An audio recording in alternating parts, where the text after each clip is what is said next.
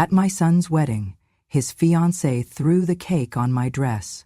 But just 10 minutes later, they begged me to stay. "Get out of here. A witch like you doesn't deserve to show up at my wedding." That was the first thing I heard when I stepped into the hall. My son's fiancée didn't whisper it. She shouted, in front of over 200 guests, with her perfect makeup and her perfect smile, cracking into something wicked. I hadn't even taken 2 steps inside before I felt something cold and wet slap against my chest. She threw the cake. A slice of white wedding cake with lemon filling and royal icing. It hit my navy blue dress, the only nice thing I owned that still fit me after heart surgery, and slid down like a cruel insult. The guests burst into laughter. Some gasped, but no one said a word in my defense. I didn't flinch or cry. I stood, letting the cream soak into the fabric, feeling not just the cake, but the years that led to this moment. The laughter became a familiar soundtrack. Because I had. Not this crowd, not this exact scene, but the rhythm of humiliation was familiar. The look in my son's eyes, darting away as if he didn't know me, that too was familiar. And what hurt more than the icing on my chest was the memory of the boy I once carried across a flooded street, wrapped in my own coat, because he had no shoes and I had only one umbrella. I raised him alone. His father died when he was 5, and I worked 4 jobs just to keep the lights on. I juggled night scrubbing, day waiting tables, sewing for others, and cleaning motel rooms. All for him. I didn't buy myself new clothes for 15 years. I wore out the same coat until the seams gave up. All for him, to keep him in school, to pay for his textbooks, to make sure he never had to feel what I felt, hunger, shame, or abandonment. But here I was, a ghost in his perfect little wedding, not on the family slideshow, not listed in the program, seated at the farthest table like an obligation instead of a mother. Someone near me muttered, "She really should have stayed home." Another chimed in, "Look at that dress. Who shows up to a wedding looking like death warmed over?" I stood taller, not because I had anything to prove to them. I didn't. I stood taller because I remembered everything they never knew. I remembered washing my son's clothes in the sink because I couldn't afford quarters for the laundromat. I remembered skipping meals so he could eat. I remembered the night he cried because the other kids had soccer cleats and he didn't, and how I sold my grandmother's brooch to get him a pair. I looked over at him. He was frozen, eyes wide, mouth slightly open. For a second, I thought maybe he would speak up. Maybe he would say enough. Maybe he would walk toward me, take my hand, and tell the crowd this was too much. But he didn't. He turned his back. And in that moment I knew. This wasn't just about a ruined dress.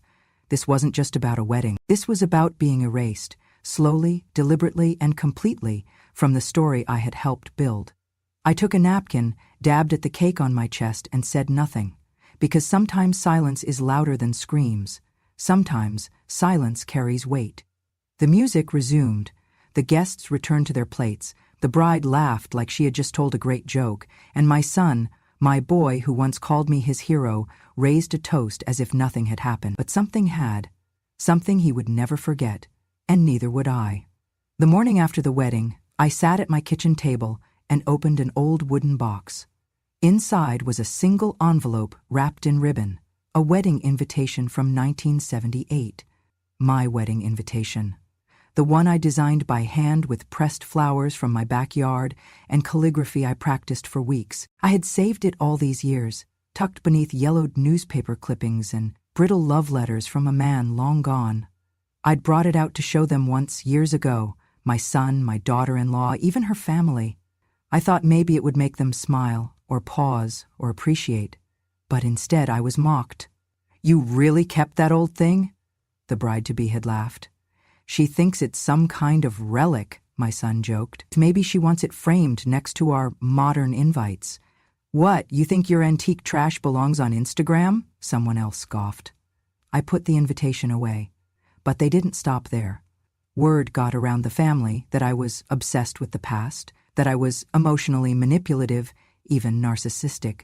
All for keeping a piece of paper. "She just wants attention," they whispered. "She thinks her suffering gives her the right to be center stage. She's using grief as a personality." The bride even told others I cried on purpose during wedding planning meetings, not out of emotion, but to guilt-trip them. "She acts like we owe her something," she said, "like we're living in her shadow." It spread like mold, subtle, quiet, and poisonous. Invitations to family events stopped arriving. I was too intense, too stuck in the past, too fragile to handle the modern world. I became the burden, the embarrassment, the ghost everyone tiptoed around but never acknowledged. All for keeping a memory. But memories, I've learned, have weight, and some weights, when dropped, make the ground tremble. That invitation meant something to me. It wasn't just a piece of paper. It was the beginning of a life I built with my own hands. It was the start of a dream I once believed in, a dream that turned into a life of sacrifice and resilience. That little piece of cardstock held every ounce of hope I had when I wore that hand-sewn dress and walked down a church aisle, heart pounding and future unwritten. My husband had nothing but a soft voice and big eyes. We had $20 between us when we married, but we thought love would stretch it far. I designed that invite not because I couldn't afford a printer, but because I wanted to pour my soul into something permanent. I glued each flower petal, pressed every detail, and sealed it with wax, the kind my grandmother used for preserving jam jars. That's what it was to me, preservation. But they didn't see any of that. They saw an old woman clinging to the past, a sentimental relic who still used landlines and baked pies from scratch. The week after I showed them the invitation, I noticed my son started keeping his phone on speaker whenever I called. I suppose he thought I wouldn't notice the awkward silence in the background, or the muted chuckles from his fiancé. One time I mentioned how I missed seeing them. There was a pause, and then he said, "Mom, maybe it's time you made some new memories. The old ones are starting to sound repetitive. Repetitive. That's what my life had become to him. A broken record. Another time, I baked a pie for their engagement dinner. The same apple crumble my son used to beg for on his birthdays. When I arrived, the bride took one look and said, "Oh, we actually don't eat that much sugar anymore, but we'll totally Instagram it." They never even opened the foil, the little things piled up like dust, quiet insults that grew louder in their frequency. A birthday forgotten here, a Mother's Day card signed without love, whispered jokes about how I lived in the attic of my own nostalgia. The last time I tried to give them something from the past, an embroidered baby blanket I had kept since my son was born, the bride told me, "Honestly, it smells like mothballs. You should donate it to one of those old museums." I never said anything back. I just folded it and placed it back in the cedar chest. My silence became their green light.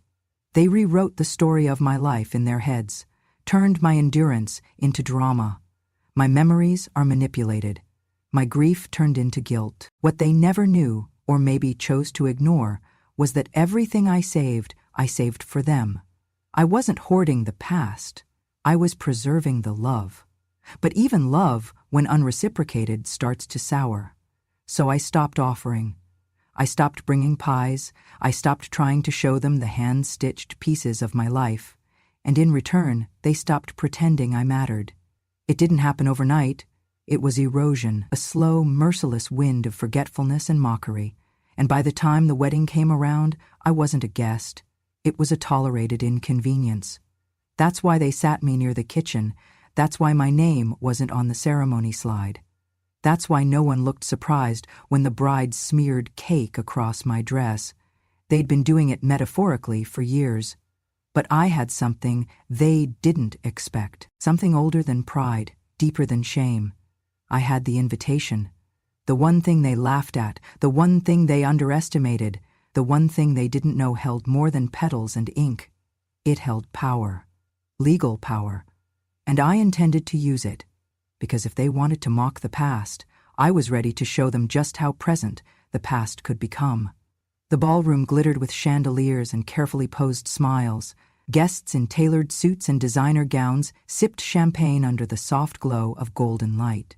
My heels clicked against the polished floor as I stepped in, my dark blue dress modest but elegant, a shade I had chosen to match the original wedding colors from their first plans. I wasn't on the seating chart. They'd assigned me a folding chair near the kitchen entrance, tucked behind a potted fern, as if I were a part of the catering staff or a misplaced ornament from another era. Still, I sat with my back straight and my hands folded, watching as the bride floated from group to group like a porcelain doll on rails, grinning wide and empty. They had removed me from the slideshow, but I expected that. They'd removed me from most things long ago. Then came the cake, a towering four-tiered monstrosity of fondant and fondue.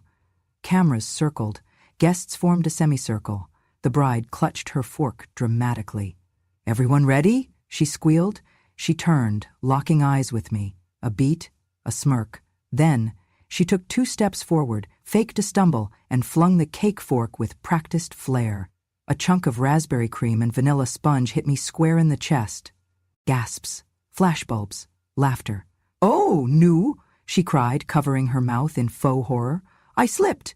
No one believed her, but no one cared. My hands didn't tremble. I calmly picked up a napkin, dabbed the frosting from my dress, and stood. I walked slowly, carefully, toward the stage, where the master of ceremonies stood fumbling with his notes. He looked at me with confusion. "Ma'am, we're just about to—" I handed him the envelope, a cream-colored card, wax-sealed in red. The same style as my original wedding invitation. The crowd murmured. "Please read it aloud," I said. He hesitated, but something in my eyes must have convinced him. He broke the seal. "This document certifies that the individual named herein is the primary financial sponsor and legal underwriter for the use of this event space," he read, voice rising. "All contracts related to venue security, catering, and audiovisual services are contingent upon the presence and consent of said sponsor." He looked up stunned. "It's her! She's the sponsor!" Gasps rippled through the room. The DJ stopped the music. The caterers froze mid-platter. I turned back toward the couple. "You planned a spectacle without the foundation it stood on," I said. "You mocked the hand that signed your security deposit. You erased the name that signed every check." The bride's face had gone pale. My son looked like he'd swallowed his tongue. 10 minutes earlier, they had thrown cake on my dress. Now they were begging me, pleading with their eyes to stay.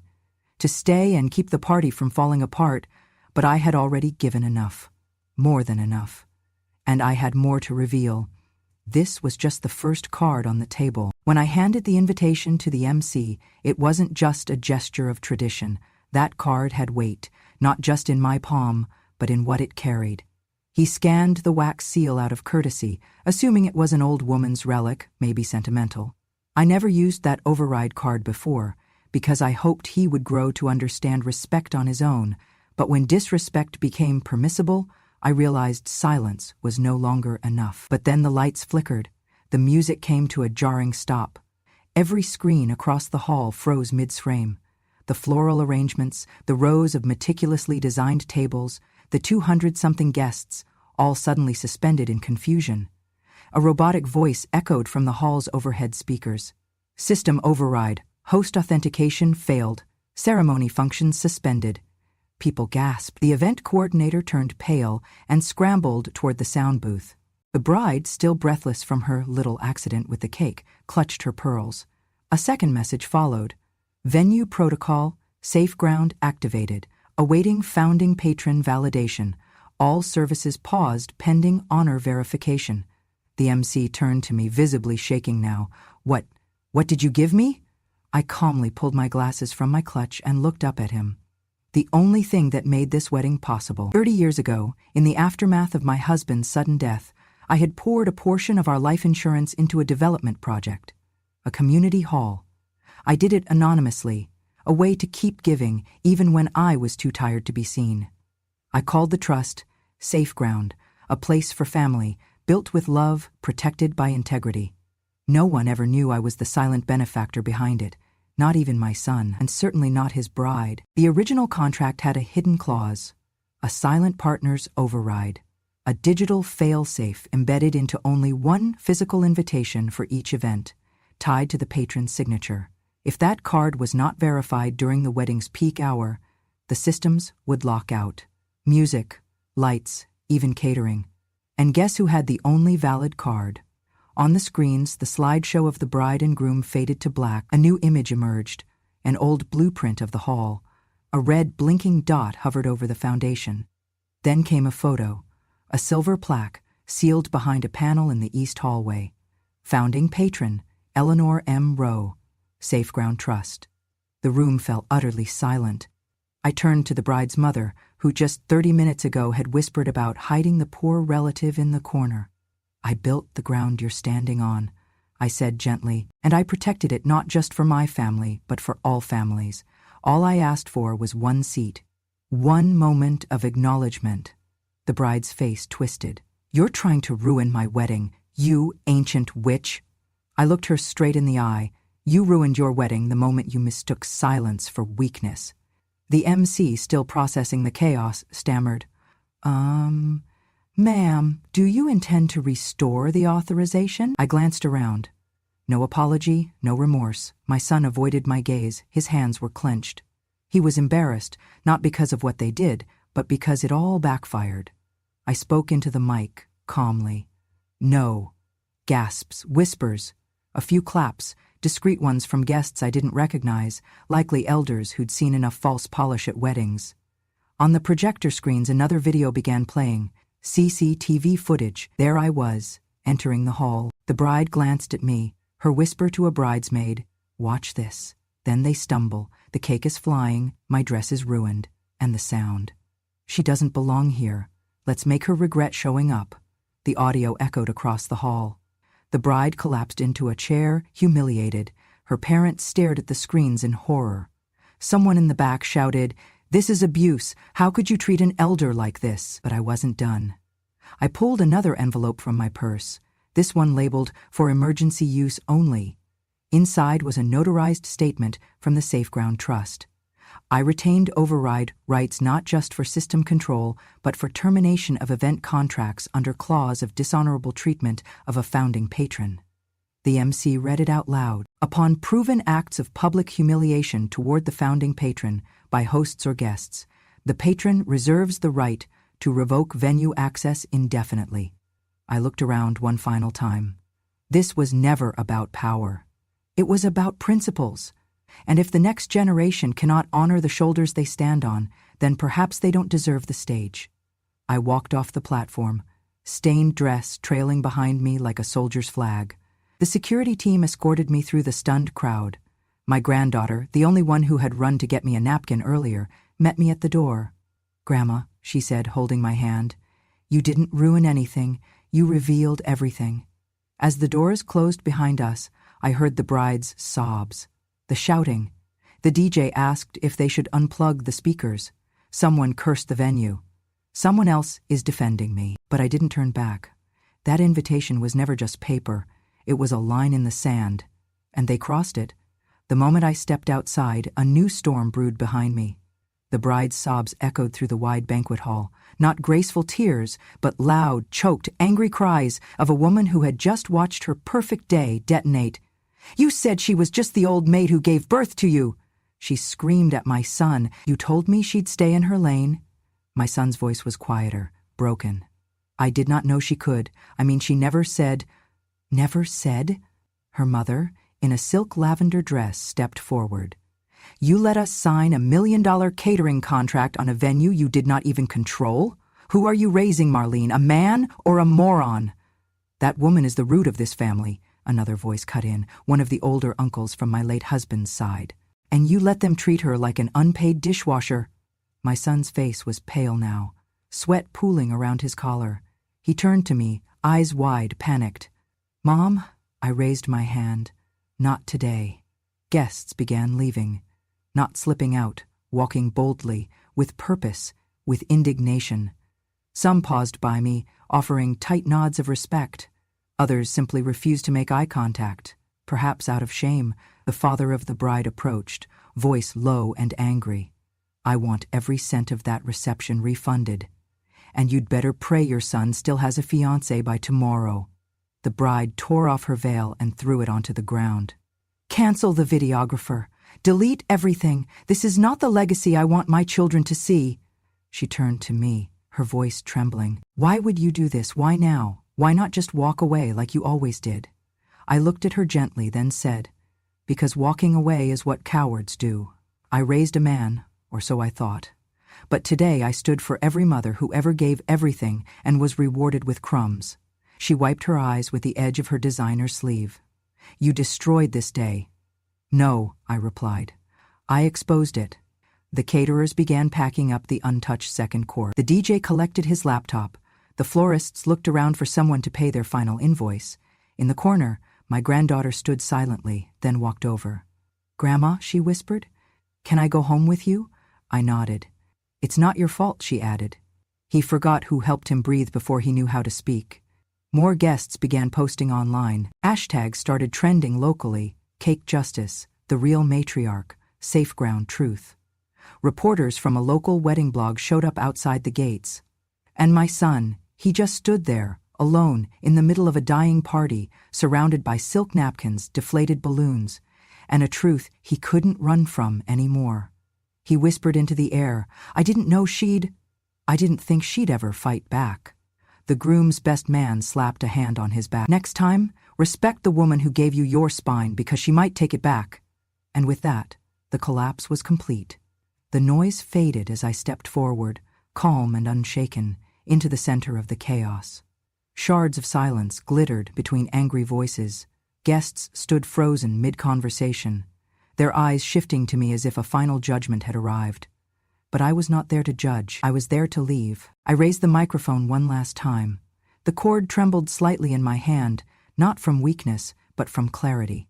I did not come here to create conflict, I said. My voice was steady, but not cold.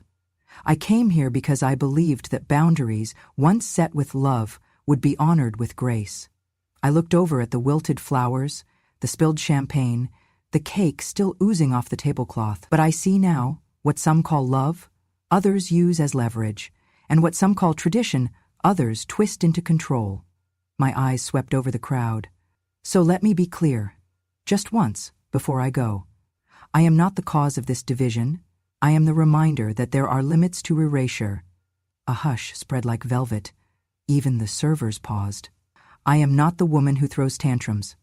I am the woman who placed intelligent boundaries beneath egos that needed guardrails.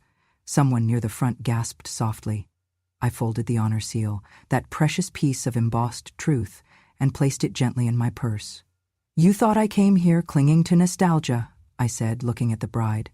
But I came here holding the spine of this family.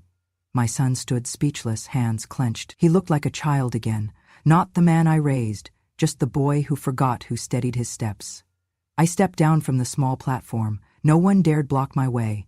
Guests parted like curtains, making room for the woman they had dismissed just an hour ago. At the entrance I paused, turned one last time. Weddings are meant to be beginnings, I said. But no beginning lasts when it's built on rot. I walked away today, not because I was weak, but because I refused to be a foundation for someone else's illusion. And then, in the silence, a voice pierced through, bright, small, and unshaken. Grandma, wait for me! It was my granddaughter. She pushed through the crowd, her little shoes tapping fast against the marble. She held a jacket in one hand, tears in her eyes.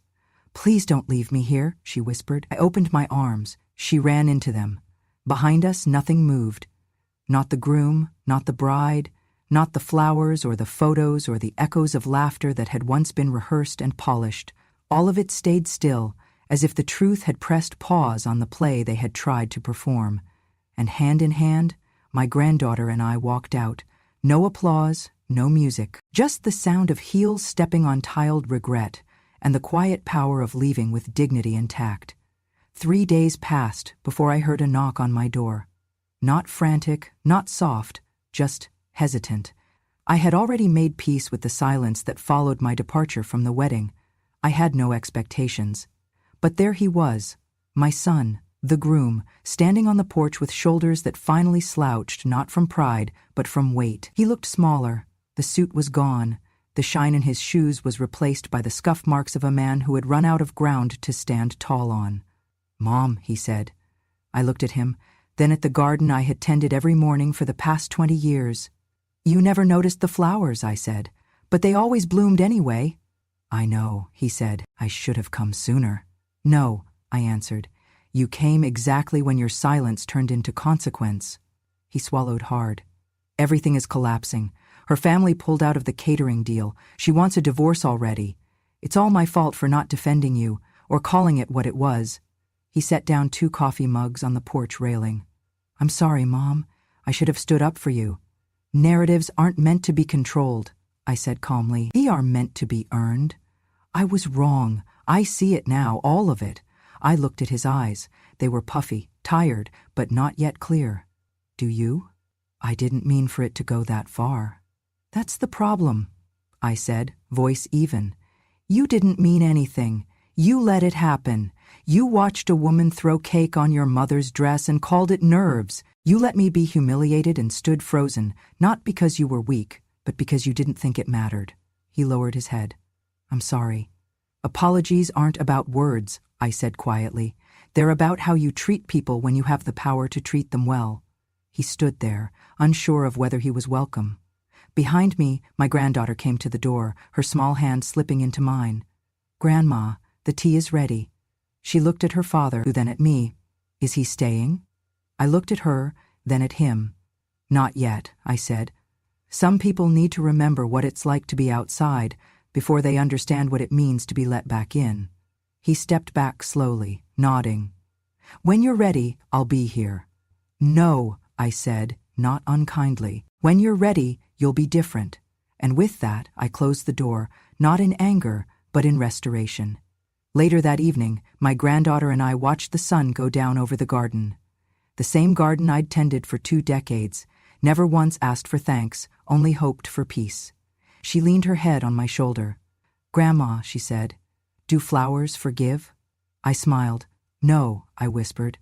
But they bloom anyway. The week after the wedding, I took the old envelope out from my drawer, the one with the wax seal, cracked now, but still proud. Inside it was the invitation I had designed myself back in 1978. The corners were frayed, but the gold lettering still shimmered faintly, as if time had only polished its memory instead of fading it. I placed it inside a frame. No grand gesture, just a quiet one. I hung it in my study above the bookshelf I had built with my own hands, from wood that had seen winters and held up roofs. No one needed to understand what it meant. I did. And that was enough. My lawyer came 2 days later. I signed the final amendment. My estate, every last cent, would go to my granddaughter. My son had forfeited more than an inheritance. He had relinquished legacy. He did not call again. The media frenzy over the failed wedding had quieted, but in the small town of ours, people remembered. Not the drama, not the chaos, but the silence. The moment a mother rose, not in fury, but in truth. I received letters, dozens, from other mothers, grandmothers, women who had been laughed at, sidelined, underestimated. They thanked me, not for vengeance, but for visibility. And one morning, as I watered my garden, my granddaughter came outside with 2 mugs of tea. She had learned to steep it just the way I liked, bold, honest, with a touch of bitterness that made the sweetness stand out. She sat beside me, barefoot, her toes brushing the grass. I printed something, she said. She handed me a sheet of thick paper, warm from the printer. It was a redesign of my 1978 wedding invitation. Same border, same font. But in the center a new line had been added. Respect is not a tradition, it is a condition. I read it once, then again. My throat tightened. From now on, she said, eyes steady, I will be the one to draw the lines of respect for you, Grandma. You won your battles, let me keep the peace. We hung it next to the original, side by side. Past and present, neither perfect but both powerful, and as the wind stirred the curtains, I realized something. And as I placed that rose photo next to the invitation in its frame, I understood. My story was no longer just preserved in faded ink, it was growing, evergreen, in the places I built. That, too, was enough. Later that week, she drove me back to the hall I had funded through SafeGround so many years ago, the same hall whose infrastructure I'd protected with that invitation card. As we walked the halls, where my name had been discreetly etched into a side panel, never in bold, but always present, she suggested renaming the hall. I told her names did not matter, actions did. She smiled. Then we keep doing more. She volunteered there every Saturday after. I came too, sometimes just to sit in the back with tea and watch her teach children to read. The cycle was alive, but it wasn't the cycle of pain. It was the one of remembrance, of resilience and repair. People started asking her questions. Who taught you this? Who raised you? She always pointed to me. At night, when the house was quiet and the air was heavy with the scent of gardenias, I would look around at the space we had filled with dignity and softness. Photos, not of grandeur, but of moments. Her first book fair, my old sewing machine, that ridiculous tea cozy she had knit as a child, we framed them all. One evening, she brought in a guest. A younger woman, tearful, carrying a letter. Her mother had passed recently. She held one of the letters I'd written in response to the outpour after the wedding scandal. It had touched her deeply, she said. She asked if I would speak at the women's circle. I did, not for attention, but because silence had once cost me so much. I shared my story, the mistakes, the shame, the dignity reclaimed, not with shouting, but with stillness. They listened. By the end, others stood up, not to ask questions, but to testify. That they too had been forgotten, that they too were ready to be seen. The invitation, that old fragile card, had done more than host a ceremony. It had restarted a conversation, one about how we treat those who raise us, those who outlive usefulness in the eyes of those they built. And yet, here we were, not demanding payback, just promising forward. At the end of the year, my granddaughter applied for a grant in my name, a scholarship for young women pursuing community development. Not in my honor, in my pattern. The description read, "For the ones who build safe ground, even when no one sees." That night, we framed one more thing, a photo of the two of us, hands clasped, against the backdrop of the garden I once thought would wither with me. It grew again, not in spite of the pain, but because of what we planted after. And that, too, was enough. __. The winter thaw arrived slowly, brushing away the last of the snow and revealing the garden I'd almost forgotten how to tend. My bones were older now, my catalog of aches longer than most conversations, but still. I rose with the dawn because I had taught myself that healing, whether in soil or in soul, began with the first light. One chilly morning, my granddaughter and I planted a new rose bush in the center of the garden. We had chosen a variety called Honor's Embrace, soft pink petals with thorns thin as lessons. As we dug, the soil was alive with buried memories, seeds I had planted long ago, now sprouting into moments I never thought would bloom. "Grandma," she said, brushing her cold fingers against mine, "you once told me we'd build something that lasts. I think we already did," I smiled, pressing the bulb into its home. "We built something stronger. We built respect." Once the rose was planted, we went inside for tea. Sunlight filtered through the window panes, dancing among framed tributes to the life we were building. One wall held the original 1978 invitation. Next to it, the borrowed redesign with its powerful line, "Respect is not a tradition. It is a condition." Beneath those, I'd added a new piece, a photo of the rose bush in bloom, captioned in my handwriting. "In gardens as in families, growth springs from tending, not neglecting." Over tea, my granddaughter unfolded new blueprints. She was designing a small community reading corner in the hall, something open to everyone, with bookshelves, breastfeeding chairs, quiet spaces, and coffee. She said that after everything we'd done together, she believed people needed more safe ground. "When you restore dignity," she said quietly, "you give space for others to rise." Her words echoed louder than any applause. She wasn't just tending a garden, she was cultivating a legacy. In the weeks that followed, the community reading corner took shape. Our local newspaper ran a feature, "Eleanor Rose Heartflower Blooming Again." The headline leapt out of the page. I was surprised and, in a quiet way, proud. Not because I craved publicity, but because the story was not about me. It was about community.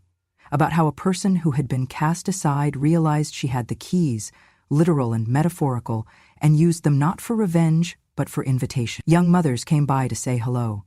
A former neighbor returned, embarrassed to admit she avoided me for years, but grateful that I never stopped being myself. There was a knock on my door late one afternoon. A volunteer from a nearby senior care home stood there, holding notification forms. "We'd like to offer your keynote speech at the upcoming conference on elder agency," she said timidly. "Can you share how you rose with dignity?" I looked at her, then into the soft light of the garden beyond. There was a long pause, one where I counted my breaths, my losses, and my unexpected gifts. I accepted men who had been forgotten by institutions, children who had witnessed fatigue without vengeance. I spoke of boundaries built with love, of how one invitation had reminded an entire town what it meant to give and receive respect. I spoke of equity not as hand-holding, but as foundation-laying. I ended with this: we bloom not because we continue to care for what we lost. We blossom because we water what we choose to build now. No applause, just tears and nods. Several women approached me afterward, offering help on the reading corner, bringing books, knitting blankets for corner chairs. Then came a day when my son returned. He knocked at my door and offered help, not with words this time, but with action. He helped move boxes of books into the hall, gently pushing a vacuum in the reading space we created. In his eyes, I saw remorse, but also recognition. "Let me help you build," he said, his voice low. I nodded. If we keep building something real, maybe, we'll both be stronger in it. In the evenings, we'd sit by the window and drink weak tea, watching the rows sway. We never talked about the wedding, not again. We didn't need to. We were busy planting new memories instead. One gray afternoon, the local school librarian brought in students for story time. I felt my heart squeeze with pride when the kids sat at my feet, listening as I read from a book I wrote years ago, a story about strong roots and gentle kindness. Afterward, one little boy raised his hand. "Grandma," he said, one of many who knew me by that name, "will you show me the rose you planted with your granddaughter?" I smiled, tearing up. "Yes," I said, and I led them outside. They knelt around the rose, their small hands brushing the petals, astonished at how something so soft could raise itself so tall from the ground. As I watched them, I realized the circle of hurt had indeed closed, but now a bigger circle had begun, one that held roots and children, and a legacy built with both stubbornness and gentleness. And that, I thought, is how a mother completes a circle, by learning how to let her love become someone else's ground. No grand sermon, no explosive finale, just a rosebush, seedling laughter, and the quiet strength born of saying, "This is enough, and we'll make it last together." And that, dear listener, was not just a story. It was a legacy. A quiet woman, long ignored, rose not with vengeance, but with value.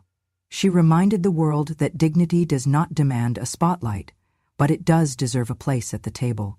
If her voice moved you, if her journey resonated with something deep inside you, then there are more stories like hers waiting to be told. Subscribe to Grandma True Stories, where silence finds strength and the past finds its power, because some women weren't born to fade, they were born to rise.